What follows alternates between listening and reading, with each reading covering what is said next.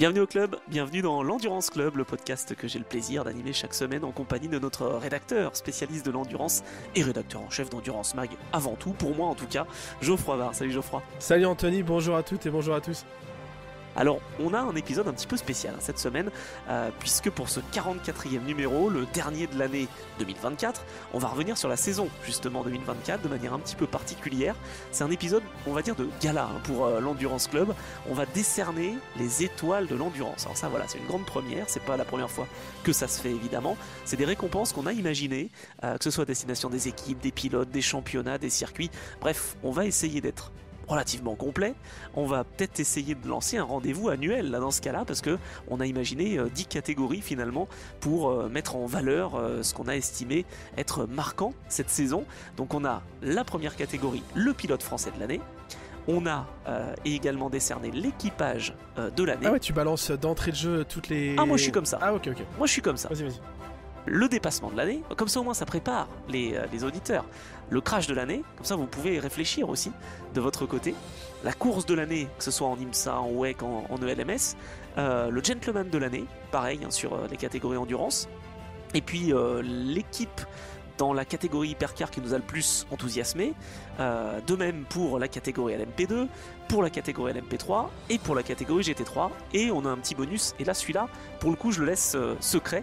Petit bonus, voilà, avec un award décerné à quelqu'un d'un petit peu spécial. Alors c'est subjectif, vous allez pouvoir réagir sur les réseaux, on compte sur vous justement pour donner votre point de vue. Puis l'an prochain, Geoffroy, on va peut-être fonctionner par vote avec les auditeurs, parce que le club continue de grandir et donc ça serait peut-être une manière aussi de pouvoir partager. Là, voilà, c'est ça. Là, on a organisé ça entre nous. Moi, ça fait plusieurs années que j'avais ça en tête pour Endurance Mag, parce que je trouve ça sympa d'avoir un suivi toute l'année, et puis justement dans cette période où il se passe un peu moins de trucs, de récompenser les pilotes. Donc là, les pilotes ou les équipes, là effectivement, comme tu l'as dit, on l'a fait de notre côté. On a quand même sorti le smoking, petite coupe de champagne. Ah oui. Ouais. C'est bien parce que comme on n'est pas filmé, on peut dire n'importe quoi. Alors, par contre, soyons, c'est une cérémonie award, machin et tout, tu vois. Mais on va pas se prendre au sérieux non plus. On garde le ton Endurance Club, c'est-à-dire que je vous préviens à l'avance, j'ai prévu des petites phrases à chaque fois qu'il y a pour chaque vainqueur de catégorie. J'ai prévu des petites phrases, et puisque je suis rédacteur, je me suis aidé de l'intelligence artificielle pour les rédiger. Donc, en fait, ce que j'ai fait, c'est que c'était volontaire. C'était histoire d'avoir des trucs un peu humoristiques, je sais pas, vous verrez, mais bon, voilà. Décalé. Ouais, c'est ça. On va essayer de garder ce qui, je pense, fait un peu notre différence, notre ton avec ce podcast. Donc, voilà, écoute. Bref, on peut déclarer la cérémonie ouverte alors. Ah bah évidemment, alors je compte sur toi en post-prod pour mettre des musiques de fou, etc. Je pense que c'est l'épisode qui va me demander le plus de montage, ouais, c'est ça. Il y aura peut-être pas de beat dans celui-là, mais par contre il y aura de la musique et des effets. Heureusement qu'on s'y est pris, on est donc le 16 septembre pour la fin d'année, non je rigole. C'est ça, on anticipe sur la fin de saison. Ouais. Voilà, c'est ça. Non, mais on a un petit peu anticipé, il y aura du montage, mais normalement ça doit bien rendre. Et puis c'est donc un rendez-vous qu'on espère annuel et qu'on espère finalement aussi être un rendez-vous pour les pilotes, pour les équipes et pour le monde de l'endurance. Donc voilà, les étoiles de l'endurance. Donc on commence par la première catégorie. Je l'ai leaké, je vous l'ai dit donc justement. Si vous aviez un choix à faire, eh bien quel serait-il? Nous, on a nominé des Français de l'année. Et ensuite, on aura justement la petite phrase. Et on débattra tous les deux, ou en tout cas on expliquera nos choix, évidemment. Donc on en a 4 en tête. Évidemment qu'il y en a peut-être plus qui nous ont marqué, mais bon, il fallait bien faire un choix. Donc le premier, Kevin Estre, pour son titre en WEC, pour sa constance, ses attaques, enfin bref, voilà, donc Kevin Estre. Tom Dillman pour son titre en IMSA avec Inter-Europol et pour sa deuxième place au championnat ELMS. On a pensé à Charles Milesi aussi pour ses perfs en ELMS avec Panis Racing, dont des pôles, et puis ses résultats en WEC avec Alpine. Et enfin, Julian Lower pour sa belle saison en ELMS, en WEC, et puis sa récente promotion dans le programme Hypercar chez Porsche. Donc voilà, on va avoir justement cette catégorie qui va ouvrir donc ces étoiles de l'endurance. Comment tu veux procéder, Geoffroy? Est-ce que je donne le lauréat et ensuite t'as ta petite phrase? Je te donne l'enveloppe que tu vas pouvoir ouvrir. Ah oui, c'est vrai. Voilà. Et attends, donne-la moi. annonce le vainqueur. Et effectivement, je vais faire après ma petite voix off qui explique le choix. Ça y est, j'ai récupéré l'enveloppe. Le lauréat français de l'année pour l'endurance, on va dire, au sens large, et pour les séries globalement assez haut, parce qu'on s'est pas intéressé à d'autres séries, on était plutôt sur le WEC, sur l'IMSA, sur le LMS, Michelin Le Mans Cup aussi. Et bien le lauréat français de l'année, c'est Tom Dillman. Là, il y a des applaudissements en post-prod. On laisse un petit peu les applaudissements. Alors là, c'est là où je fais ma phrase. Attention. De Van Mool à la victoire, Tom Dillman nous a prouvé qu'il faut parfois savoir quitter le navire qui coule pour mieux rebondir. Entre son titre IMSA et sa deuxième place en ELMS, notre Tom national a fait le tour des podiums plus vite que son ombre. Comme quoi, après avoir survécu à Colin Coles, on peut devenir un colosse. Oh, c'est pas mal, hein. Alors là, moi je fais des applaudissements là comme ça, des vrais. C'est pas mal, hein. Et ah oui, ça, c'est de l'IA, hein, franchement. Alors bon, il y a un peu ma touche quand même, mais 90% généré par IA, donc je suis assez content. Ouais, alors le colosse, à mon avis, c'est toi. Hein. Ouais, ça c'était le Colin Coles. Je sais pas pourquoi, je m'en doutais. Ouais. Bon, du coup, t'as un petit peu justifié pourquoi on a choisi Tom Dillman. Moi, c'est vrai que c'est quelque chose qui m'a marqué. J'ai parlé avec son papa, c'était à Portimao pour la fin de saison LMS, et je trouve que le risque qu'il ait pris de quitter la catégorie hypercar, en fait, hein, quand il était chez Van Wall, pour en fait se relancer, je crois même qu'il avait pas grand chose quand il a décidé de quitter non, il avait rien, l'équipe. Maintenant, je peux en Van parler. Wall. C'est passé dans Auto Hebdo la semaine dernière, du coup, quand on enregistre, c'est Auto Hebdo de cette semaine, mais donc celui de la semaine dernière, comme je l'avais dit, j'ai échangé avec Tom Dillman et il m'a raconté que au soir du Mans, il s'est dit, du Mans 2023 du coup, il s'est dit c'est bon, je vais arrêter quoi. Enfin, en fait, ça va nulle part le projet quoi. Et il a eu raison puisque Van Wall a été nulle part ensuite. Et en fait, il m'a dit je suis parti, mais j'avais rien d'autre. Mais le truc, c'est que ça a toujours été un pilote. Tu connais mieux sa carrière que moi, je pense, mais c'est un pilote qui a. Son début de carrière a été, on va dire, fait autour de lui, puisque son papa, t'en a parlé, a créé une équipe pour lui, en fait. Il a commencé sous le nom Tom Team, donc c'est quand même assez marrant. Et puis après. Ancien pilote d'ailleurs, lui aussi, hein, Gérard. Bien sûr. Et puis ensuite, il y a toujours eu cette notion de budget. Enfin, c'est l'éternelle question du sport auto. Hein.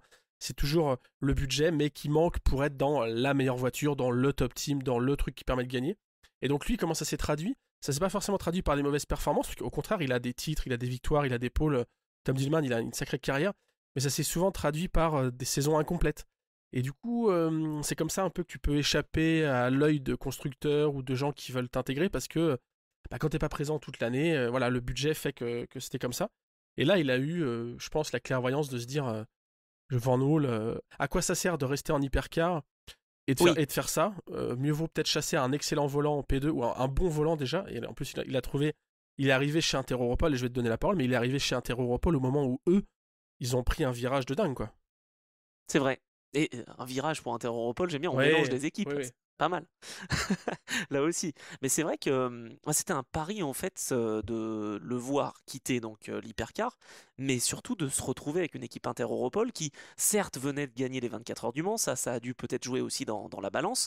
C'était une sacrée surprise parce que l'équipe Inter-Europol, elle progressait de la catégorie LMP3, qui est chère à mon cœur, tu le sais, mais surtout sans grande garantie. Et en fait, j'ai quand même l'impression, et c'est pour ça aussi, hein, on s'en est parlé, qu'on a aussi pu décider que c'était Tom Dillman parce que face à lui quand même on a des clients hein, quand on a Kevin Estre, Charles Milesi ou encore Jean Blower, évidemment voilà c'est pas à la légère qu'on prend cette décision là parce qu'on veut quand même que ces étoiles de l'endurance aient du sens, mais je trouve qu'il a aidé l'équipe à structurer aussi. Et c'est pas un hasard, hein, il offre le titre en IMSA avec Nick Bull notamment. Et puis en ELMS, il se bat jusqu'au bout. Ça manque le titre de peu, mais franchement, ils ont été dans le coup quasiment à chaque fois. Hein. C'est le seul des 4 pilotes nominés qui a fait un double programme et qui, dans ces doubles programmes-là, était en lutte pour le titre. Certes, Charles Milesi, comme tu l'as dit, a fait un double programme aussi, mais on peut pas en dire autant au niveau des résultats. Donc c'est un mix, on va dire, résultats. Évidemment, ça pèse. Et puis, mais vous allez voir, de toute façon, dans les lauréats qu'on a choisis, les résultats sont quand même souvent là, amènent à des prix évidemment, mais en plus moi j'aime bien le risque-prix et la personne quoi. Pour le coup c'est aussi ça qu'on vient saluer quoi. Tam, si tu nous écoutes, si tu nous regardes. Ouais, je suis entièrement d'accord. Ouais. Bon, voilà la première catégorie. Écoute, je suis plutôt content de ce format. Si ça fait longtemps que tu voulais le faire, moi je suis ravi là. Ça y est, là je me sens bien dans mon costume. T'as pas encore eu mes autres descriptions. Attends. Non, c'est vrai. Oui, parce qu'on se laisse quand même des petites surprises dans l'Endurance Club, évidemment, hein. On vous laisse des surprises et puis on se dit pas tout non plus. Mais pourtant, on prépare, mais un petit peu chacun de notre côté parfois. Bon, en tout cas, le Français de l'année, content d'avoir mis Tom Dillman en valeur. J'espère que pour 2025, pour lui, bah, ça puisse lui donner un bel élan. Et puis bah, pour nos trois autres pilotes qu'on a cités, on le sait, ils seront dans le game et dans le match, notamment en catégorie WEC. Donc voilà, il n'y a pas de raison que ça roule pas pour 2025. Alors, la deuxième catégorie, l'équipage de l'année. Alors là, c'est pareil, on s'est posé des questions, on s'est dit voilà, on va essayer de savoir si c'est en WEC, si c'est en IMSA, en ELMS. C'était pas forcément le plus simple. En tout cas, les nominés sont, puisqu'ils sont 4, on a pensé au trio de la Porsche numéro 6 en WEC. Bon, pour le titre, évidemment, qu'ils ont décroché, donc Kevin Estre, André Lotterer et Lorenz Vanthoor, encore Kevin Estre.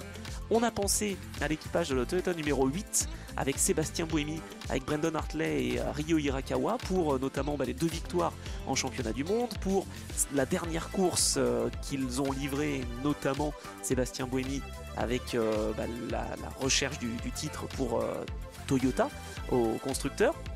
On a pensé également encore au WEC, c'est vrai qu'on n'a pas été chercher plus loin pour l'instant que le WEC, mais l'équipe Monte Pure Racing avec Klaus Barler, Alex Malikin et Joel Sturm dans cette Porsche de chez Mantel à 92. Et puis on a pensé aussi à l'équipe Aoba ITF pour le titre en ELMS avec Louis Deletra, Johnny Edgar et Robert Kubica. Donc voilà les nominés. Donc maintenant, tu me passes l'enveloppe. L'enveloppe, toujours, qui est cachetée, Voilà. hein, bien sûr. Ah ouais, c'est pas facile. Bon, attends, alors donc j'ouvre. Voilà, parfait. Et donc, lauréat de cette catégorie équipage de l'année, eh bien, on a tout simplement décidé de donner l'honneur au champion Porsche numéro 6 en WEC avec donc le trio infernal et un de tes pilotes que tu as dans ton cœur justement avec André Lotterer, Kevin Estre et Lorenz Vanthoor. Alors, c'est parti. Kevin Estre et Lorenz Vanthoor, copains comme cochons, ont trouvé en André Lotterer un équipier capable de briller encore malgré son âge et les critiques à son encontre. Il a posé sa canne et son déambulateur pour rouler à toute vapeur. La maison de retraite, ce ne sera pas pour tout de suite. J'adore.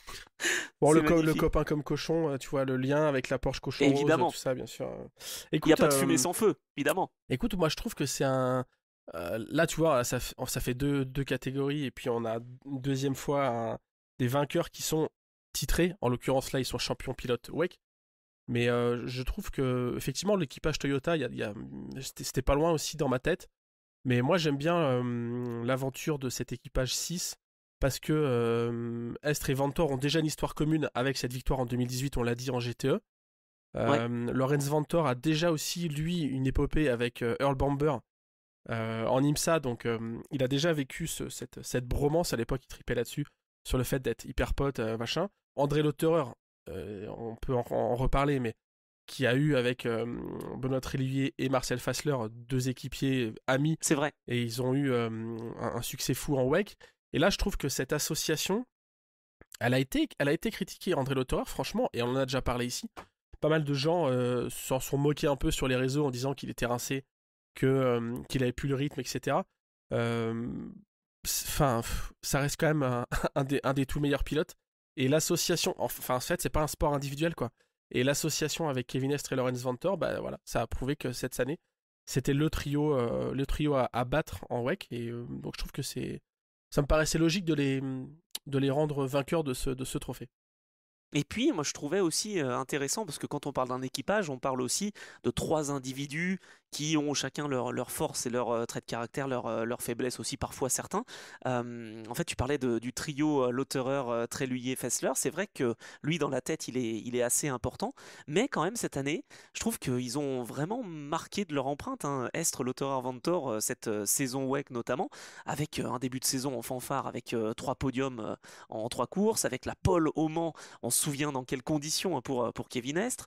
Et puis, il y a juste eu un faux pas, on va dire, un gros faux pas, mais un faux pas quand même, celui de Lorenz Vanthoor au début de la course de Bahreïn. Mais moi, ce que j'aime bien, c'est que, un peu comme au Brésil, ils lâchent rien en fait. Ils ont rien lâché et ils ont su finalement avoir cette force de caractère pour affronter un peu toutes les difficultés. Et malgré le premier tour complètement catastrophique à Bahreïn, bah voilà, ils ont peut-être eu de la réussite de voir leurs adversaires pas forcément être au rendez-vous dans la Ferrari numéro 50 et la Toyota numéro 7, mais Hmm. quand même, tu vois, ils ont réussi à rester en course, ils ont maintenu la pression, et puis bah, ils ont marqué le petit point qui n'était pas forcément nécessaire, mais au moins, voilà, qui a pu conclure cette belle saison. Donc voilà, c'était logique, on va dire, sur le papier de mettre Ouais. les champions en tant qu'équipage de l'année, mais enfin, bon, on a quand même, on s'est creusé un petit peu la tête quand même Et pour ça. tu vois aussi dans ma tête, juste, je fais court parce qu'on a tellement de catégories, mais dans ma tête, c'est aussi, je trouve ça bien aussi de les avoir nominés, enfin, donner vainqueurs, pardon, pour,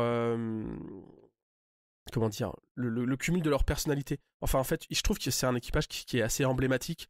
J'ai rien contre des pilotes Toyota, je vais pas nommer de gens, je suis obligé de biper. Mais tu vois, je trouve qu'il y a des pilotes Toyota multiples vainqueurs du Mans qui n'ont pas cette aura ou ce côté un peu. Là, je parle vraiment, je sors du côté sportif, mais tu vois, pour donner le côté Je comprends. inspirant, modèle, mec qui fait un peu rêver, etc. Et je trouve que Kevin Estre, avec tous ses exploits, que ça soit à Nürburgring ou ailleurs, c'est quand même un putain de personnage. Lorenz Vantor, pour l'avoir côtoyé un petit peu, il a ce côté un peu froid et un peu placide, et il a fait des vlogs où tu apprends plein de choses sur les dessous de la course. André Ouais, et puis Lauterer, le podcast aussi qu'il a bien sûr, et bien sûr, avec son frère. exactement, voilà, c'est ça. Et André Lauterer aussi, maintenant j'ai l'impression qu'il va devenir un peu influenceur et un peu moins pilote, mais bref, Ouais, euh, tu vois, il y a aussi quand même ce côté partage et pilote qui inspire quelque chose. Et je trouve que c'est peut-être un des équipages qui est le plus haut niveau là-dessus. Tu vois, les autres, enfin, voilà, je sais pas, il y a un côté, j'arrive pas à trouver le mot, mais ouais, emblématique, c'est un peu ça. ouais, c'est vrai, je suis entièrement d'accord avec ça, et voilà, c'est aussi la raison pour laquelle on a choisi cet équipage. Mais bon, n'hésitez pas, hein, évidemment, à réagir sur les réseaux sociaux, donc bah, je sais pas, soit sur Twitter, X, sur Insta, enfin voilà, on aura des publications justement pour bah, mettre en valeur les différents nominés et lauréats, donc bah, voilà, n'hésitez pas à nous dire, et puis l'année prochaine, je vous promets quasiment, en tout cas, que on pourra Ouais, on fonctionner, fera je un vote. pense, par vote avec vous. Voilà, je m'engage. C'est bien. Bah oui, parce que je me dis que ça va être un succès, évidemment, hein, ces étoiles de Il devient l'endurance. Ça ne peut politique, ça y qu'être un est, succès. on dirait un homme politique. Je m'engage à vous demander votre avis. Je m'y engage. Alors bon, pour la prochaine catégorie, là on a eu tellement Ouais, c'est plus dur. euh, d'images en tête, j'allais dire, que là on n'a pas plusieurs nominés, parce que sinon bah, ça durerait 3h22 et qu'on n'a pas le temps. Mais c'est la catégorie dépassement de l'année. Donc là, moi je vais tout de suite Mhm. nommer le lauréat, tout simplement. Donc c'est un pilote, évidemment, dans une course précise, en l'occurrence en WEC, sur une voiture qui, elle aussi, finalement, a marqué cette saison. Donc voilà, sans plus attendre, enfin, sans plus attendre, d'un autre côté, je vous laisse aussi un petit peu réfléchir sur bah, votre vision des choses et qu'est-ce qui, vous, aurait été le dépassement de l'année. Nous, en tout cas, avec Geoffroy, eh bien, on a élu Julien Lower à Spa-Francorchamps pour ses dépassements avec sa Porsche 963, notamment dans le rouge. C'était du grand art. Donc voilà, bravo Julien Lower. Et maintenant, j'attends effectivement eh bien, la petite description. À Spa-Francorchamps, Julien nous a fait un remake de Fast and Furious version endurance. La différence, pas besoin d'effets spéciaux. Des dépassements tellement audacieux que même les Ardennes en ont eu le souffle coupé. Les Belges en parlent encore autour d'une bière. Et en fait, c'est pas le dépassement de l'année, c'est les dépassements de l'année. Parce que moi, je me souviens de regarder cette course. Tu sais, on en a parlé quand je disais qu'on n'est pas un mauvais fan d'endurance si on regarde pas une course en intégralité. Bah, moi, les Ouais. 6 heures de Spa, bon, en plus, elles étaient coupées en deux, donc c'est nickel, mais j'ai regardé et puis je vois un des dépassements justement dans le rouge, le fameux, la différence entre rouge et Raidillon. Enfin bref, je vois un de ces dépassements. Et puis je reviens, je sais pas, 20 minutes après, et je revois l'image, mais je me dis, mais c'est pas un replay, attends, il en a fait un deuxième. Mais en fait c'est incroyable, quoi. Déjà, le faire là, enfin, je sais pas si c'est incroyable. Pardon, mais là, j'ai une méconnaissance sur la Formule 1, par exemple. Je sais pas si à cet endroit-là, en F1, on est coutumier d'en faire. Mais moi, en tout cas, là, il y avait quand même de l'engagement. Chaque fois, j'aime bien dire ça. Ça fait très sport collectif, mais c'est des dépassements engagés quand même qu'il a fait là. Ouais, non, je suis d'accord. Et puis, ce qui ajoute aussi à cette performance-là, c'est aussi de le faire avec une Porsche privée, finalement. Ouais, Euh, ouais. le fait bah, d'avoir placé cette voiture de chez Proton aux avant-postes, enfin, vraiment, ça a été tout un scénario. Elle aurait, J'ai pu, trouvé qu'il était elle aurait pu gagner cette beau. Porsche à Spa, je crois, hein, de mémoire, parce qu'avec Niliani, il y a le problème de la portière, etc. Enfin, c'est... Ouais, non, c'est vrai que c'était bien engagé en tout cas. Enfin, avec Julien, avec Neil, c'est fort, c'est solide. Voilà. Après, il y a eu des petits problèmes. Pour te répondre en Formule 1, je dirais pas que c'est monnaie courante, mais il y en a eu des dépassements au pied justement de ce raidillon. Il y a eu Ocon des Perez, pilotes qui ça étaient côte à passe. côte Ouais. et voilà, qui sont allés. Mais c'est quand même pas forcément donné à tout le monde. Et là, en l'occurrence, surtout dans des conditions comme ça, parce que quand il pleut. Certes, c'est plus spectaculaire et on va dire que parfois ça peut arriver, mais comme il y a moins de vitesse et que quand tu es à l'extérieur de la trajectoire, normalement tu as un tout petit peu plus d'adhérence parce que les pneumatiques font leur effet, tu peux avoir des dépassements à l'extérieur, justement dans cette portion-là, Ouais. sous la pluie. Mais là, dans les conditions dans lesquelles il était, vraiment bravo et franchement, bah, il régale hein, Julien Lower Ouais. et c'est pas volé le fait qu'il soit dans le programme Hypercar officiel avec Porsche l'année prochaine. Ah ben carrément, ça s'est pas joué que là-dessus, mais c'est un des éléments qui continue de prouver tout le bien qu'on pense de lui, et carrément le fait qu'il rejoigne le programme officiel, on en est hyper content, ouais, carrément. Ah, c'est clair, hyper content pour le programme Hypercar de Julien de Lower. Mais c'est vrai que ça s'est Ouais. bien construit parce que il a montré de belles choses en GT. Puis après, bah, grâce à l'Asian Le Mans Series, hein, d'ailleurs, si vous n'avez pas écouté l'épisode la semaine dernière, eh bien n'hésitez pas à aller l'écouter. Alors, je pense que vous êtes assez fidèle pour l'avoir écouté. Mais c'est vrai qu'il est passé en LMP2, il a montré tout de suite de belles choses. Il a séduit encore un peu plus Christian Ried chez Proton, qui ensuite lui fait confiance dans la 963. Et puis les choses s'enchaînent. Donc voilà, franchement, belle progression. Donc voilà, on va suivre attentivement Julien Lower et peut-être sera-t-il une des étoiles de l'endurance l'année prochaine pour la saison 2025. On verra. Bon, on passe à la prochaine catégorie. Alors ça, on va pas s'étendre là-dessus. Il y en a eu quelques-uns quand même. C'est le crash de l'année. On voulait quand même revenir sur cette identification-là, j'allais dire, parce que bah voilà, c'est vrai que ça fait partie du sport aussi. C'est pas ce qu'on préfère le plus, mais il peut y avoir parfois des accidents, des excès d'optimisme, et donc on arrive à bah, se faire piéger. Donc là, eh ben pareil, sans plus tarder, je vais pouvoir nommer le lauréat. Alors je sais pas si on peut l'appeler le lauréat, mais enfin bon, la personne sur sur sa voiture et sur un circuit spectaculaire qui bah voilà, a été l'auteur, selon nous en tout cas, de l'accident le plus spectaculaire de l'année. Il n'y en a pas eu non plus légion, mais voilà, il y en avait peut-être d'autres. Nous en tout cas, on s'est penché sur un pilote bah, qu'on adore, hein, franchement, dans l'Endurance Club. Oh oui. C'est Earl Bamber, mesdames et messieurs, sur sa Cadillac numéro 2 à Spa-Francorchamps. Ça a été... ah bah ça aurait été le move de l'année, mais là ça a été le crash de l'année. Voilà, je te laisse le présenter. Earl Bamber a redéfini le concept de voiture volante à Spa-Francorchamps. Heureusement, plus de peur que de mal, mais sa Cadillac a momentanément confondu la ligne droite du Kemmel avec une rampe de lancement SpaceX. Voilà. Il y a un mix d'idées. Il y a un mix d'idées que Liam a fait avec SpaceX. Je t'avoue, j'y ai pas pensé. Mais Si, bah, bon. pas mal. Ouais. Bravo à l'IA, parce qu'il roule pour Cadillac, constructeur américain, Ah ouais, c'est vrai. SpaceX. Non, on y est. Bon, y est. alors ça, c'est la catégorie où j'ai pas fait de visuel quand même, parce que tous les lauréats Oui. ont une jolie image, une vignette qu'on va mettre sur les réseaux. Donc sans doute d'ailleurs que vous écoutez peut-être ce podcast parce que vous avez vu sur les réseaux différents lauréats. Alors le Bamber, ne le cherchez pas, je l'ai pas fait. Je me suis dit, je suis pas sûr qu'il apprécie être tagué sur Twitter ou sur Insta ou ailleurs en disant bravo, tu as gagné le crash de l'année. Bon, c'est quand même rarement un truc dont les pilotes sont fiers, donc voilà. Ne cherchez pas la vignette Earl Bamber, c'est même pas un collector, elle n'existe pas, je l'ai pas faite. C'est rien, ça n'existe pas, voilà, effectivement. Non, mais on pouvait pas non plus bah voilà, faire une remise comme ça officielle d'étoiles sans revenir sur l'image forte quand même de l'année. Voilà, c'est plus ça en fait. C'était vraiment, il nous a fait peur et après on l'a un peu chargé. Donc là, c'est l'occasion aussi de dire Earl, on t'aime bien Ah oui. et l'année prochaine ne refais pas des choses comme ça parce que c'est pas bien pour nos petits cœurs. Après, Voilà, il y en a eu d'autres des biens, des crashs quand même. Le Kubica Ventor dont on parle souvent quand même au Mans dans la nuit. C'est vrai. Je l'ai apprécié celui-là aussi. Ah mais il y en a, hein, il y en a. On se fera. Faudrait qu'on revienne sur Twitch comme on le faisait à l'époque et on se ferait une petite matinée ou après-midi où on débriefe des accidents qui ne sont pas graves et qui n'ont pas eu de conséquences fâcheuses. Tu veux vraiment pas qu'on soit pourrait être une idée. sponsorisé, hein. Tu veux vraiment pas qu'une marque nous sponsorise, parce que ça c'est le pire concept pour avoir une marque qui te soutient, quoi. Non, On ne demandera pas de soutien financier. Bon, alors après cette petite parenthèse, j'allais dire, spectaculaire, eh bien on va passer à la course de l'année. Alors il y en a eu beaucoup, hein, des belles courses, donc là c'est pour ça on a voulu faire le tri aussi. Alors là pour le coup, on en a nominé 5 et non pas 4, parce que bah, on l'a dit, hein, il y en a eu tellement, et qu'on voulait quand même essayer de balayer un petit peu l'ensemble du spectre, donc entre le LMS, le WEC, l'IMSA, parce que pour l'instant c'est vrai qu'on a un petit peu délaissé l'IMSA, c'est pas un choix de notre part, on a parlé de Tom Dillman avec son titre justement avec Inter-Europol en IMSA, mais voilà, c'est vrai que pour l'instant c'est plutôt WEC et ELMS, et pas là les courses de l'année. Donc les nominés sont Imola en ELMS pour notamment la fin de course avec la bataille incroyable en LMGT3 où ça s'est passé, repassé, etc.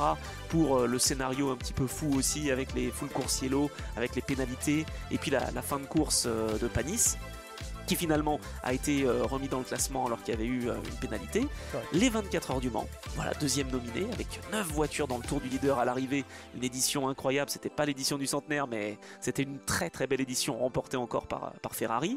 On a aussi pensé à la course de Spa en WEC, les 6 heures, pour son scénario un petit peu fou, avec une course de 6 heures qui finalement allait durer un petit peu plus, le drapeau rouge, Ferrari qui porte réclamation, enfin voilà, des choses qui se sont passées outre le crash de Earl Bomber et les dépassements même incroyables de Julian Lower.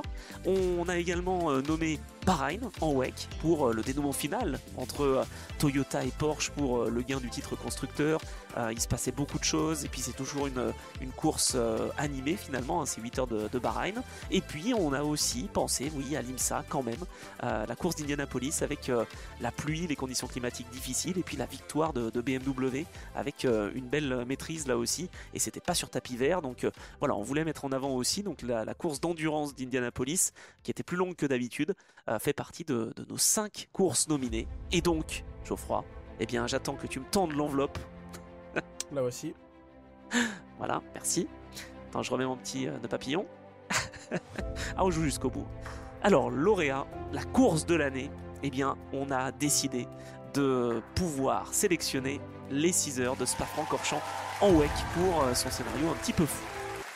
Les 6 heures de Spa-Francorchamps, une course d'endurance devenue un vrai feuilleton à suspense. Entre rebondissements, stratégie, bagarre et vainqueurs inédits, même Netflix n'aurait pas osé écrire un tel scénario. Bientôt sur vos écrans, Drive to Spa. Pas mal. Pas mal, hein? C'est vrai qu'il y a tout eu, hein. Ouais, là, j'aime toujours Spa parce que c'est la course. C'est souvent l'ultime répétition avant les 24 heures du Mans, donc quand on est comme vous l'êtes sans doute passionné d'endurance, ça sent bon quand on est aux 6 heures de Spa. Et là, en plus, il y a vraiment eu difficile de savoir qui allait gagner. Bon, et en plus, finalement, les vainqueurs sont pas forcément les vainqueurs logiques si la course avait été. Enfin bref, on s'en souvient. Mais c'est vrai que c'était une super course. C'est souvent le cas à Spa-Francorchamps. Il y a souvent des vainqueurs inédits qui ensuite ne gagnent pas au Mans. Je pense à. Moi, je repense beaucoup à l'épopée Peugeot, où Peugeot a quasiment tout le temps gagné à Spa et jamais au Mans, enfin une seule fois, quoi. Des voitures que tu sens pas bien. Bah, enfin, en 2016, je crois que c'est Audi qui gagne, et au Mans, un mois après, la caisse est totalement posée. Enfin, c'est toujours une course spectaculaire et intéressante, quoi.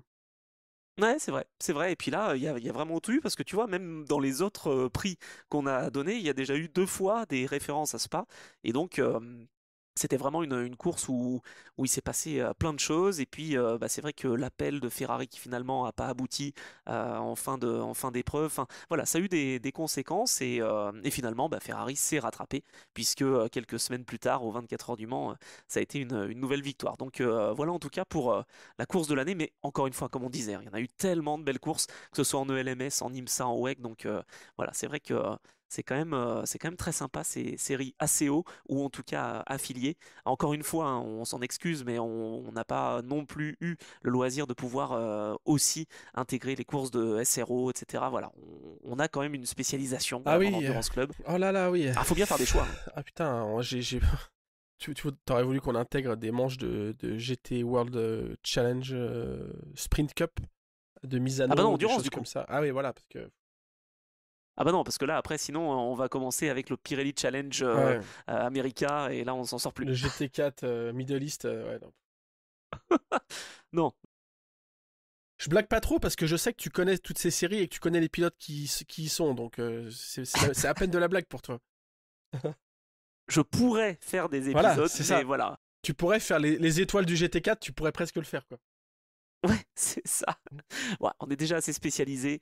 Voilà, on est très très heureux de pouvoir couvrir donc les disciplines endurance justement plutôt côté eh bien Le Mans et ACO. Bon, on passe à la catégorie suivante. Alors cette catégorie suivante, elle est importante aussi parce que bah, sans budget, on fait pas beaucoup de courses, hein, j'ai envie de dire. Donc il y a à la fois les sponsors, mais il peut aussi y avoir les pilotes bronze comme on dit ou les gentlemen. Et donc, eh bien, on s'est dit si on était là pour élire le gentleman de l'année, eh bien on s'est penché sur ce scénario justement et on a décidé de parler de 5 nominés. Voilà, c'est pareil, on a tellement aussi des pilotes gentlemen maintenant qui arrivent à se démarquer parce que, bah, mine de rien, c'est pas leur boulot d'être pilote, mais d'un autre côté, eh bien, ils font les choses bien, ils sont encadrés, ils ont des pilotes coach, ils font du sport aussi, donc voilà, c'est vrai qu'on parle de gentleman, je préfère que de pilote amateur ou de pilote bronze, et on va le voir avec les nominés qu'on a évoqués. Donc déjà, le premier, François Perraudot, pour un deuxième titre consécutif en ELMS en catégorie Pro-Am avec Mathieu Vaxivière et avec Alessio Rovera donc en LMP2. Ça a été une belle saison aussi, ça s'est joué à vraiment pas grand chose et au fur et à mesure on voit que François continue d'être très très à l'aise justement dans les premiers relais. On a également voulu mettre en valeur Rodrigo Sales pour sa saison avec l'équipe TDS en ELMS notamment.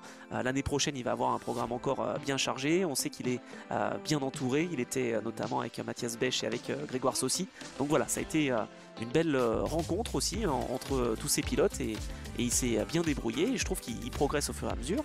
On va parler aussi de Nick Bull, pilote donc en IMSA chez Inter Europol et qui a été titré avec Tom Dillman. Tiens, on revient un peu justement sur les mêmes pilotes et les mêmes équipages, mais voilà, Nick Bull, c'est un gentleman, maintenant c'est un jeune pilote, donc c'est vrai que lui était potentiellement un petit peu hors catégorie, mais voilà, il fait partie de ces pilotes classifiés bronze, donc on a voulu le mettre en avant, surtout que grâce à lui, ou en tout cas grâce à son titre, bah, il y aura une place pour Inter Europol aux 24 heures du Mans, donc c'est quand même pas rien. On a également Derek Deboer chez Racing Spirit of Le Mans. Donc belle rencontre là aussi avec Valentin Asclot, avec bien Casper Stevenson. Donc ça s'est vraiment bien passé pour lui, même s'il aurait aimé avoir le titre en ELMS en LMGT3. Il termine troisième. Et puis aussi également François Herriot pour sa saison en WEC avec Ferrari et notamment Ferrari qui s'est imposé hein, avec François Herriot, avec Simon Mann et avec Alessio Rovera. Donc c'était à Bahreïn. Il y a eu la pole position à Fuji. Bref, c'est vraiment une belle saison. Et puis François Herriot avec Simon Mann et Alessio Rovera, l'équipe AF Corse Vista, termine troisième du WEC dans la catégorie donc GT. En LMGT3. Donc ça c'était quand même quelque chose qu'on voulait mettre en avant. Voilà, bon, j'en ai fini de mon petit laïus, mais c'était les raisons qui nous ont poussé à nominer donc les 5 gentlemen. Et donc, je m'empare de cette enveloppe que tu ne me donnais pas.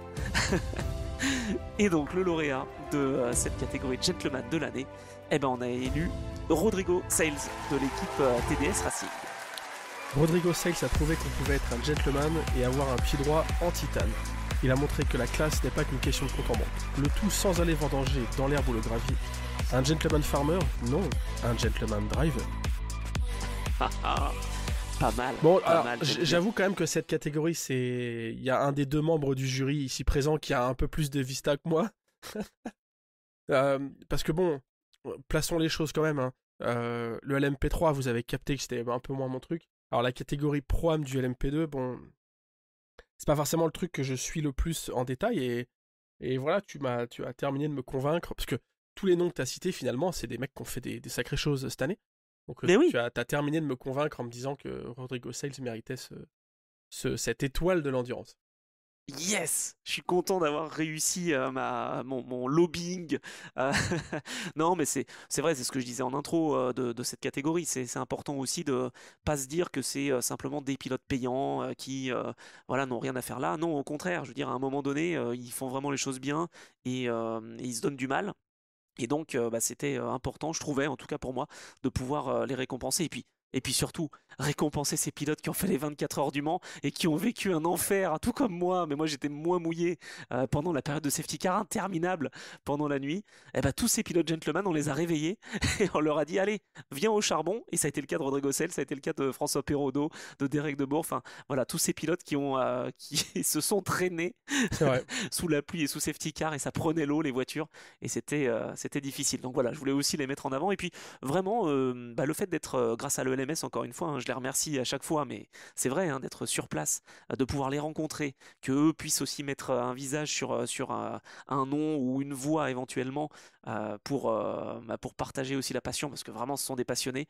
Voilà, ça me faisait vraiment plaisir et je pense que tous le méritaient, hein, ce titre et ces étoiles donc justement de l'endurance. Mais voilà, Rodrigo Sell, franchement, j'ai redécouvert encore une personnalité. C'est vrai que je le voyais quand il était chez Nielsen, mais le fait qu'il soit chez TDS Racing, bah voilà, ça crée aussi des liens. C'est une équipe française Mhm. et c'est toujours très sympathique. Donc voilà pourquoi on voulait mettre en avant Rodrigo Sell. Eh ben écoute, bien, très bien joué. C'était ta catégorie. Un peu plus ta Et catégorie, puis, mais ouais, ouais. Et puis, il faut bien le dire aussi, quand même, la progression s'est vue parce qu'il y a quand même eu une pole position à Spa-Francorchamps C'est vrai. face à un pilote, certes classifié bronze, mais qui, pour moi, mériterait peut-être même limite d'être pilote silver, c'est Giorgio Roda. Donc, tu vois, voilà, il y a eu ça, et puis il y a une belle attitude en piste et en dehors. Donc, voilà, Rodrigo Sels, bravo. Il n'y a pas eu le titre face à François Perraudot en LMP2 Pro Am, mais en tout cas, c'était une belle lutte. Alors, on va passer aux différentes catégories désormais, plutôt en WEC, on va dire. C'est peut-être aussi en ELMS, hein, évidemment, parce que on s'est dit, bah voilà, forcément, il y a plusieurs catégories de voitures.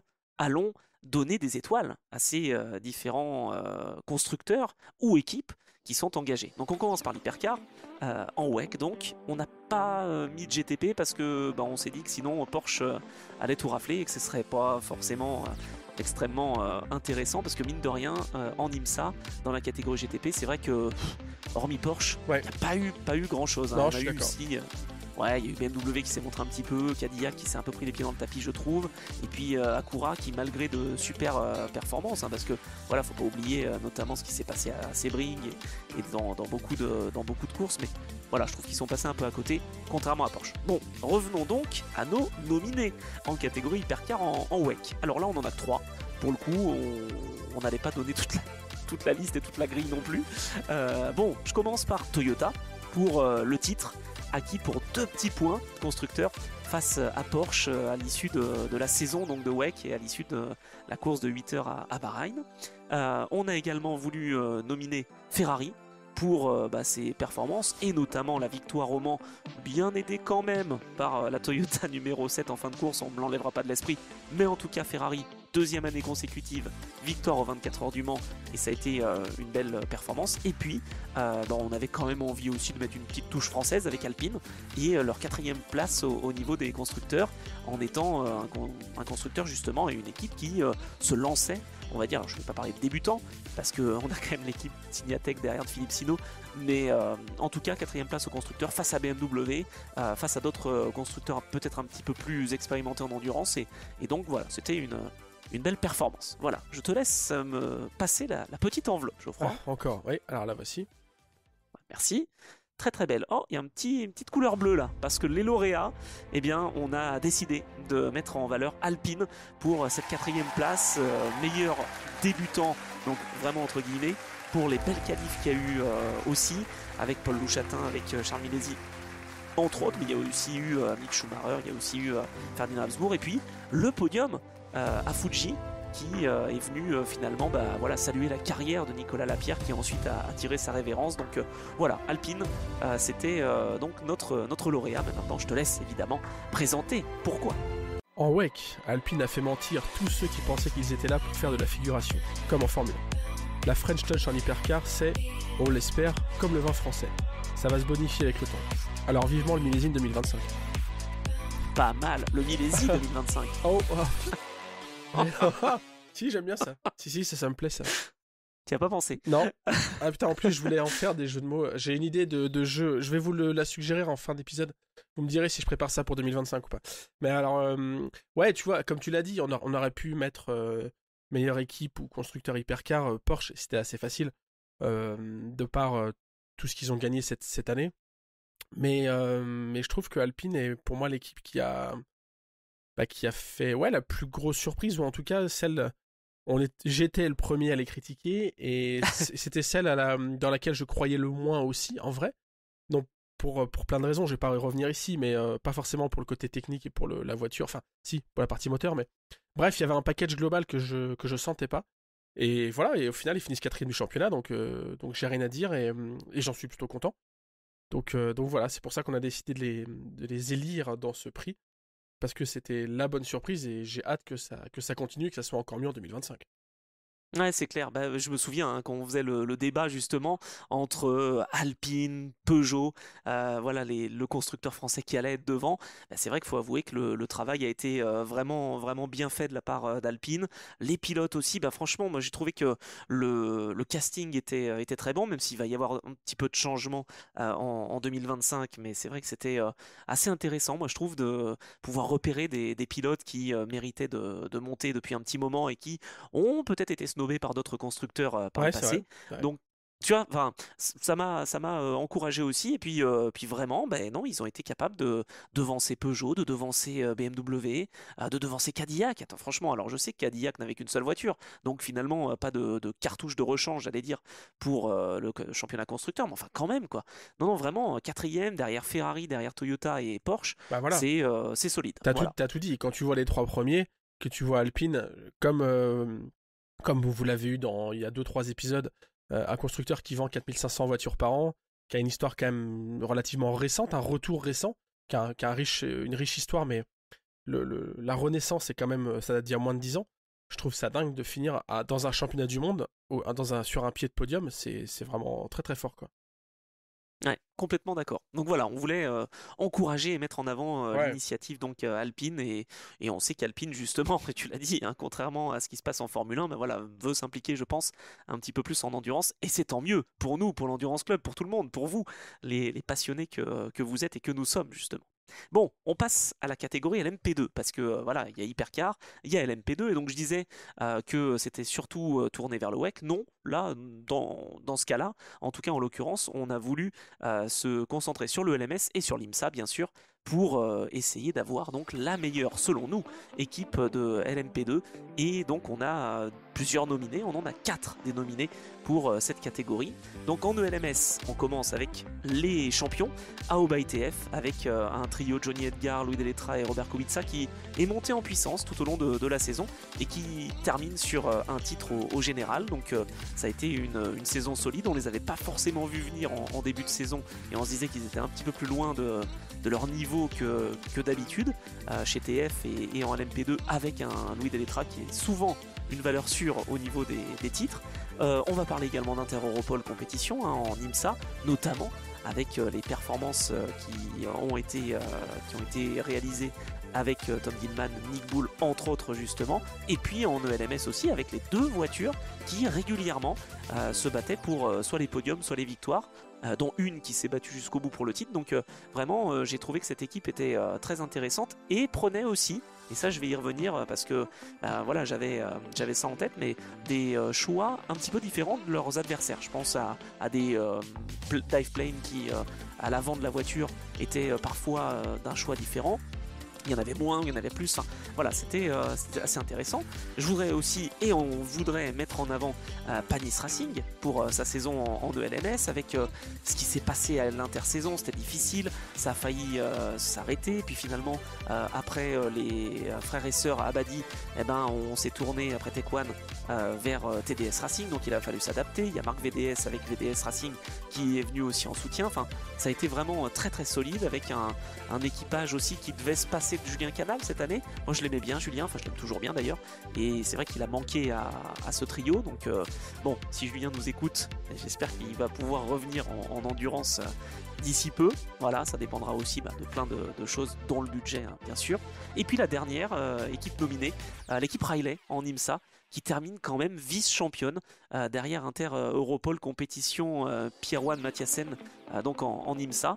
Ça a été vraiment une très très belle performance aussi pour eux et on voulait donc parler de ces 4 équipes, entre autres justement en LMP2, qui selon nous ont pu marquer quand même cette saison. Alors, je m'empare de cette belle enveloppe, voilà, avec un beau logo LMP2, et donc l'équipe lauréate et la meilleure selon nous équipe LMP2 en tout cas de cette saison 2024. Eh bien, c'est l'équipe Aoba ITF en ELMS avec 4 podiums, dont une victoire avec Edgar Deletra et Kubica. AO, c'est le team qui a mis tout le monde KO. On pourrait même dire qu'ils ont fait dire à leurs adversaires aïe aïe aïe, AO. Bon, celle-ci, elle est moins bien. Celle-ci. J'aime bien. Je m'attendais à un truc avec aïe aïe aïe, TF, quelque chose. Voilà. Bon, bref. Ouais, voilà. Écoute, alors là, c'est pareil, hein. Choix purement subjectif, notre volonté, puisque nous sommes maîtres du verdict. Moi, c'est une équipe, c'est un équipage, le trio en ELMS que j'ai vraiment apprécié. Et ouais, les autres équipes méritaient aussi. Et comme tu as cité notamment Inter Europol, tu peux en parler un petit peu plus. Effectivement, je cherchais là pendant que tu faisais l'intro, je cherchais le nom de l'ingénieur chez eux. C'est Andreas, j'ai perdu le nom, bref. Je l'ai écrit dans le Auto Hebdo. C'est lui qui est responsable de ces fameux choix techniques un peu différents, sur la voiture de Tom Dillman notamment. Et Tom m'a raconté que qu'il prend pas des paris au hasard, quoi. C'est-à-dire que le gars, il fait ses simulations, il a ses logiciels, il a toutes ses projections. Et quand il suggère des rapports de boîte différents ou quand il suggère un kit aéro différent, c'est pas du tout une prise de risque en se disant allez, on est les outsiders, on va tenter un truc. Non, au contraire, ils pensent que ça va être comme ça que ça va fonctionner. Et quand ils l'ont fait, à chaque fois qu'ils l'ont fait, donc que ce soit Le Mans ou cette année au Ricard notamment, bah ça paye. Donc c'est ça aussi, quoi. Avoir une équipe, c'est pas seulement les mecs qui sont derrière le volant, c'est aussi ceux qui sont au stand. Et en l'occurrence là, même sur le muret des stands, pour prendre des choix engagés. Donc ça, c'est vrai que c'est très beau. Après, voilà, ouais, Aoba ITF, pour moi, a été quand même un peu au-dessus du lot. Et puis le trio a été assez fort cette année.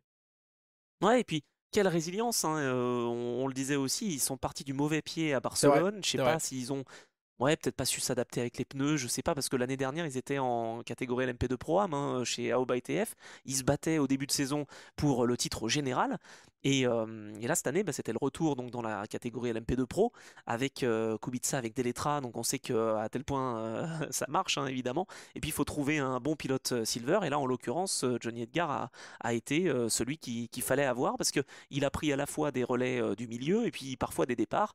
Et franchement, pas d'erreur. Donc non, vraiment, 4 podiums, dont une victoire, toujours placée avec finalement 12 points d'avance sur l'équipe Inter Europol compétition. Donc voilà, il n'y avait pas grand chose à dire à part félicitations à cette équipe, en tout cas en LMP2.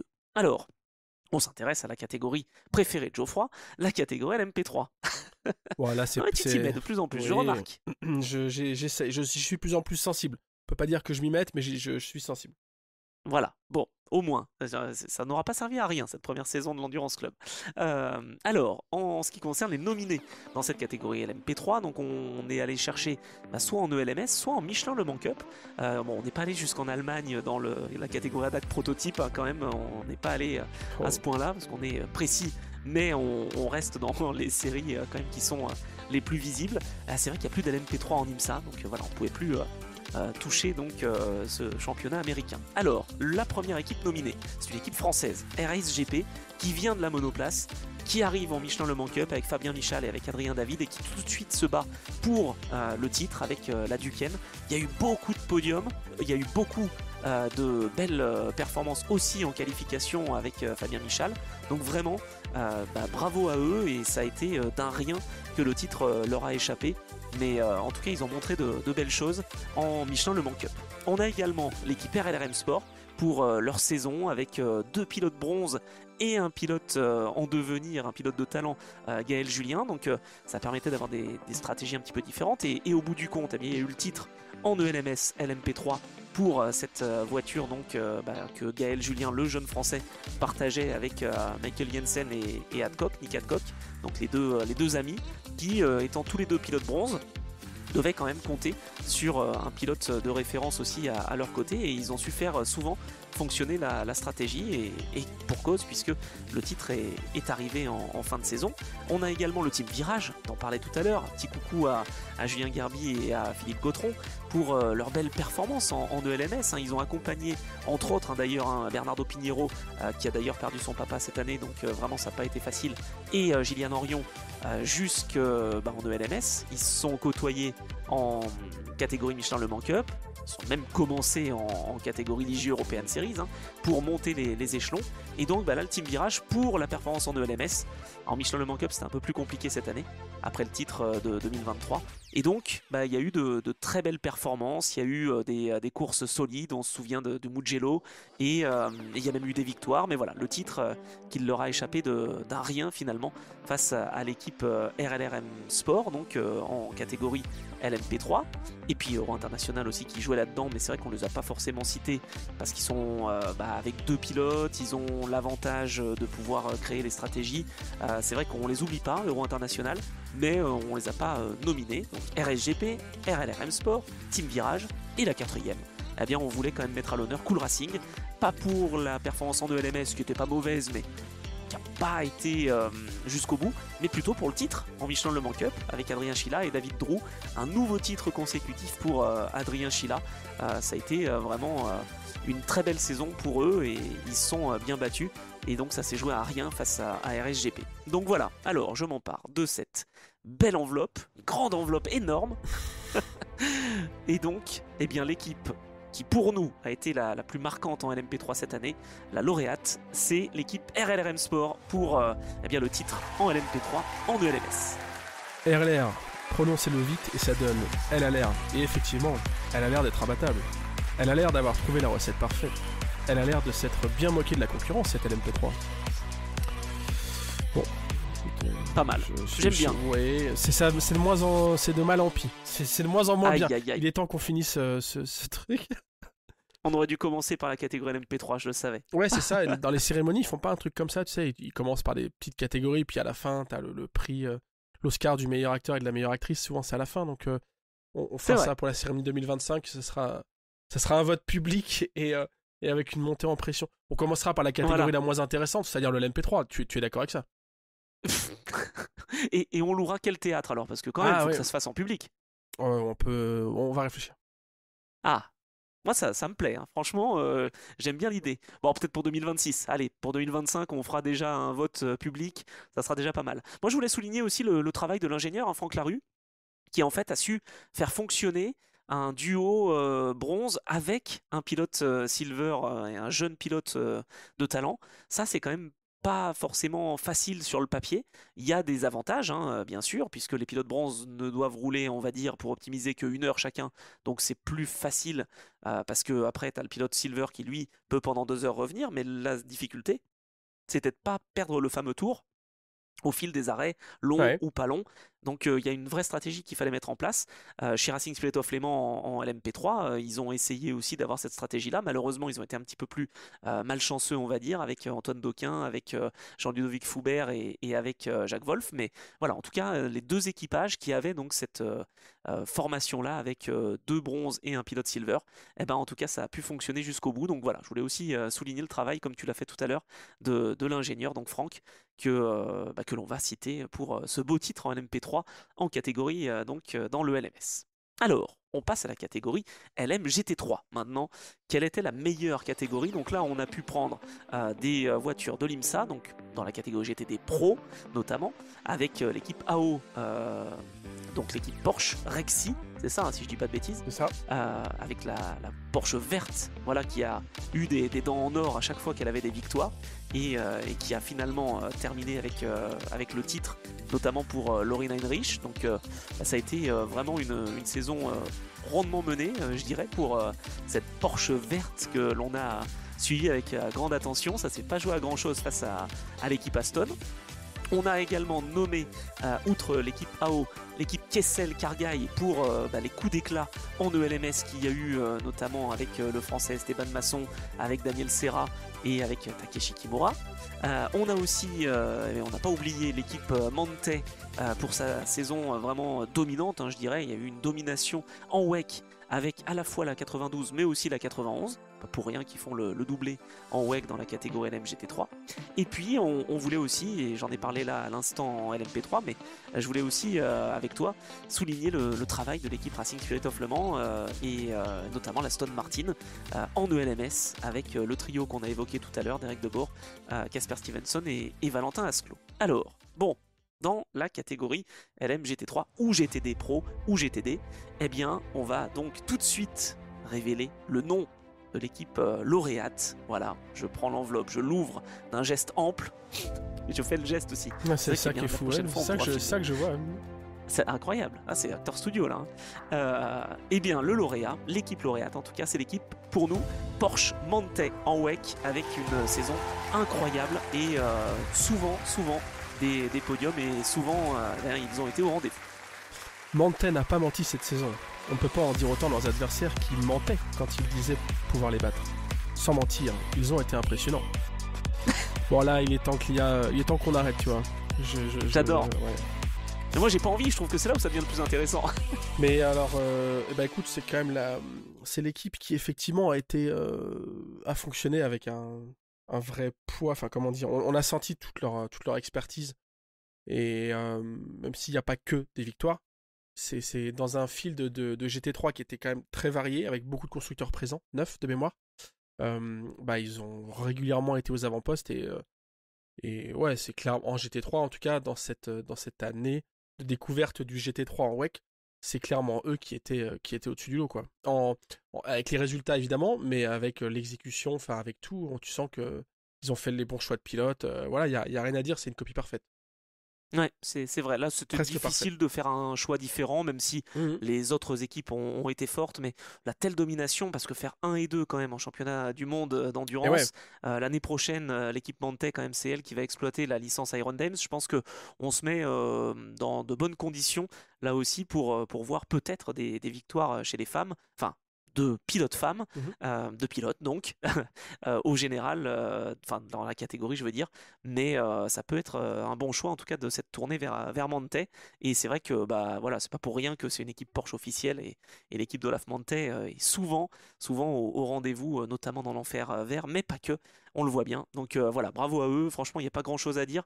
Si on cumule les deux voitures, il y a eu, je crois, attends si je dis pas de bêtises, il y a eu 8 podiums, si je compte bien, 9 podiums, dont 4 victoires cette année en WEC, donc franchement, bravo. Ouais, quand il y en a une des deux qui était moins bien, c'est l'autre qui prenait le relais. Enfin, il y a vraiment eu aussi cette logique d'équipe qui a été très forte, quoi. Exactement, ça c'est clair. Bon, et puis on va conclure bientôt, par cette dernière catégorie. Un petit bonus donc, je ne l'ai pas cité donc je vais maintenant le dire, c'est le meilleur espoir. Alors quel est le pilote qui a été selon nous le meilleur espoir justement en cette saison 2024? Alors on en a nominé plusieurs, On est souvent allé plutôt côté francophone, mais pas que, francophone et français. J'en ai parlé il y a quelques minutes, Gaël Julien, pour sa saison en LMP3 et son titre notamment en catégorie ELMS. Et puis on a également mis dans la balance Esteban Masson, qui a fait une saison ELMS très solide avec Ferrari Kessel et également en WEC avec l'équipe Lexus. Donc il a montré les couleurs, ça s'est pas forcément bien terminé, mais au moins il a mené des courses, il a remonté dans le classement, enfin vraiment c'était très solide. On a également voulu mettre en valeur Gillian Orion pour sa saison en LMP3 en ELMS, qui suivait son titre en LMP3 en Michelin Le Mans Cup, et puis une victoire au Mugello qui a été à la conso. Il y a eu vraiment toute une stratégie qui s'est mise en place. Grégoire Saucy pour son adaptation, à la fois en LMP2 chez TDS en IMSA, en ELMS pardon, et chez United en WEC avec la McLaren. Et puis Wyatt Bridchasek qui s'est adapté à la Duquesne LMP3 chez DKR notamment en ELMS, après avoir roulé en Ligier notamment chez United. Donc voilà, c'était un pilote aussi qu'on voulait mettre en avant, et on voulait aussi parler de l'équipe de Candy Ginclas qui avec DKR fait quand même de belles prestations. Alors je prends l'enveloppe pour cette révélation de l'année. Donc ça c'est le petit bonus, le meilleur espoir, hein, on va dire, un petit jeune qui nous a tapé dans l'œil comme on dit. Et là, eh bien, notre choix s'est porté vers, j'ouvre l'enveloppe, je déchire l'enveloppe, attention je ne vais pas déchirer le petit don qu'il y a à l'intérieur. Esteban Masson pour sa saison avec Ferrari KSM. Il manque de peu le titre avec Daniel Serra et Takeshi Kimura. Et puis vraiment, il a fait de bons tests aussi en LMP2. Il vient de la monoplace. C'est pour nous une des révélations de l'année. Mais encore une fois, hein, ils sont nombreux ces jeunes pilotes. Esteban Masson a construit sa saison pierre par pierre. Un architecte de l'endurance. Bien loin d'être un peintre. Je m'y attendais même pas. Alors que c'était simple. Bravo, ouais. Moi je n'ai rien à ajouter de plus. C'est solide. Écoute, moi j'ai pas grand chose à dire sur cette catégorie. C'est pareil, c'est pas forcément là où j'avais le plus les yeux, mais en tout cas Esteban Masson, ça fait partie des pilotes où moi jusqu'à la saison dernière, ouais c'est ça, 23, j'en entendais peu parler, et puis ça s'est un peu multiplié. Tu sais, souvent c'est souvent les mêmes signaux, c'est-à-dire que ça arrive un peu par les réseaux, ou par des courses support ou machin, hop, t'entends un nom, puis tiens, puis bon, on s'en souvient, enfin tu vois, ça sonne plutôt bien, Esteban Masson, je trouve que ça sonne plutôt bien. Et donc, hop, tu t'en souviens, tac, tu gardes ça dans un coin de la tête, et puis tu entends parler de lui, et plutôt en bien, et donc, voilà, là, il a émergé comme un pilote dont on entend de plus en plus parler, et qui fait de bonnes choses, donc, ouais, amplement mérité, cette étoile de l'endurance, espoir de l'année, ou futur talent, je sais pas comment on pourrait l'appeler, tu vois, c'est un peu les deux. Je suis d'accord. Franchement, très très solide. Et on a des pilotes français en devenir. Donc ouais, voilà. franchement, ce côté je dirais ascension. on est vraiment bien lotis hein, pour cette endurance qui de toute façon continue de bien plaire, de prendre de l'ampleur. Et puis donc ces Français qui nous régalent. Donc voilà, c'en est tout pour cette cérémonie. Je compte sur toi pour mettre il y avait une autre catégorie. Jingle. Il y avait une autre catégorie. J'ai pas eu le temps de te la filer. Alors, pour le meilleur commentateur endurance de l'année, les nominés sont Anthony Drevet pour les commentaires de l'ELMS en tant que speaker officiel. Deuxième nominé, Anthony Drevet pour les commentaires notamment sur l'application WEC pendant les 24 heures du Mans. Et enfin, troisième et dernier nominé, Anthony Drevet pour les commentaires sur Automoto la chaîne, notamment pour les enduros type Daytona et Sebring. Attends, t'as oublié Anthony Drevet, je crois, pour la Michelin Le Mans Cup. Ah oui, c'est vrai, voilà. Bon, est-ce que j'ai besoin de prendre une enveloppe ou pas? Non, bon. C'est pas la peine. C'était la catégorie bonus. Non, mais parce que c'est quand même un truc de fou. T'as commenté quasiment tous les championnats qu'on a évoqués, en fait. C'est dingue. T'as commenté tous les championnats qu'on a. Je suis bluffé parce que dont on a les lauréats. Tu vois, tout au long de la saison, en fait, grâce à toi, tu vois, sur le C'est quoi ton actu qu'on ne va pas forcément faire en cette fin de saison. Mais c'est vraiment intéressant aussi de parler de nos projets et on a vu et j'ai constaté une évolution aussi. J'ai même commenté une course de Formule 1, mais c'est vrai qu'en endurance, je suis quand même super content de pouvoir être, je te dis encore une fois, hein, grâce à la CO et grâce à toute l'équipe d'organisation de l'ELMS, mais je suis en train vraiment de voir que les pilotes en fait savent qui je suis et ce que je peux faire au micro. Et c'est un bonheur à chaque fois de les recevoir. Donc je sais que certains nous écoutent, des chefs d'équipe aussi. Vous êtes les bienvenus quand je suis sur place pour venir commenter en cabine justement sur des épreuves ELMS. Franchement, que ce soit pour la Michelin Cup ou pour le LMS, voilà, franchement c'est un grand plaisir et merci d'avoir tenu cette catégorie secrète parce que honnêtement, j'étais pas au courant mais ça me touche beaucoup, Geoffroy. Bah écoute, j'ai hésité, il y a pas mal d'autres noms quand même, hein. C'est juste parce qu'on est amis que je t'ai mis lauréat. C'est gentil. C'est très gentil. Bon, en tout cas, c'est un plaisir. Tu sais quoi? J'ai pas vu passer le temps. Je crois qu'on a fait 1 heure sur des nominés, sur des nommés. Et tu vois, quand on a lancé l'idée, là, ça fait quand même quelques semaines, hein, on l'a gardée secrète, hein, cette idée. Mais je me disais, bon, comment on va faire pour animer tout ça? Eh ben, en fait, c'est passé super vite et ça a été très fluide. Donc, j'espère que pour les auditeurs aussi, ça l'a été. Si c'est le cas, n'hésitez pas à nous mettre des étoiles de l'endurance. 5 étoiles de l'endurance. Bon là par contre on va faire une petite pause hein, parce que c'est pas mal quand même pour une première saison. Je trouve qu'on a bien tenu le niveau. On en a toujours sorti des épisodes en temps et en heure, donc c'est cool. Mais là honnêtement, petite pause, ouais. Quasiment pas de pause. Il y a 52 semaines dans une année, on en est à 44 numéros. J'ai été bluffé quand, bah, tu sais, à chaque fois je compte, hein, évidemment. Au début, quasiment à chaque fois, je dis ah mais c'est déjà le troisième, ah, c'est déjà le quatrième, c'est déjà le cinquième. J'étais déjà étonné. Bah là, 44 numéros, bravo monsieur, parce que bah, c'est un plaisir à chaque fois de pouvoir être avec toi. Bah, d'autant qu'on a validé ça à Rétromobile, si je me souviens bien. Donc C'est bien ça. on a déjà perdu le mois de janvier, entre guillemets, et puis ouais, il y a eu une petite pause estivale, mais là, l'année prochaine, en tout cas, l'idée c'est d'avoir cette même régularité. Et franchement, vous êtes les bienvenus pour nous faire des suggestions, des idées d'amélioration, de choses que vous aimez pas, que vous aimez bien. Enfin voilà, on est preneur de vos retours, que ce soit par message, mais vous pouvez aussi, si on est amené à se croiser à Rétromobile notamment, parce que ça agisserait, je sais que toi aussi, normalement, tu y es tous les ans.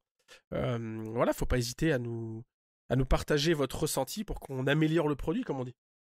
Eh ben complètement. Eh ben faut aller sur les réseaux sociaux, sur nos réseaux sociaux perso, sur Endurance Mag et peut-être même sur le site officiel. Je sais pas s'il y a une adresse mail qu'on peut mettre à disposition, mais voilà. En tout cas, on vous mettra tout ça en description. Donc c'est déjà en description évidemment, Mm. mais au moins voilà, vous l'entendez de vive voix, de notre voix. Et puis ben on vous remercie pour le soutien vraiment Ouais, depuis le début de saison. Moi je trouve que bah, c'est vraiment super enrichissant d'avoir fait ce projet-là avec toi. Déjà sur Twitch, ça me plaisait, mais là, ouais, sous c'est forme de super cool. podcast, c'est génial. Et puis, bah, je remercie aussi les gens qui viennent me voir donc en ELMS ou sur d'autres épreuves, bah, voilà, pour me parler de l'Endurance Club, pour me parler de trajectoire aussi, hein, évidemment. Ça me fait plaisir aussi. Mais ouais, quand on parle de l'Endurance Club et qu'on nous voit tous les deux comme un bon duo, là, et ben, ça me fait toujours très très plaisir. Eh ben, plaisir partagé et au taquet pour 2025. C'est dans 15, la fin d'année, dans très peu de temps. Il y a Dubaï dans très peu de temps, donc on va à peine avoir le temps de se reposer. C'est vrai, t'as raison. Et puis on aura des épisodes historiques, on va essayer d'avoir aussi Yes, d'autres petits yes. concepts comme celui-ci. Donc voilà, bon, pas de c'est quoi ton actu cette fois. L'actu c'est le repos Ouais, et on se retrouve en 2025, en janvier. Donc les premières journées de janvier, on verra hein, si c'est la première semaine ou la deuxième semaine. Mais ouais. en tout cas, on se laisse un petit peu souffler et on sera de retour pour une deuxième saison de Yes. l'Endurance Club. Salut Geoffroy! Salut.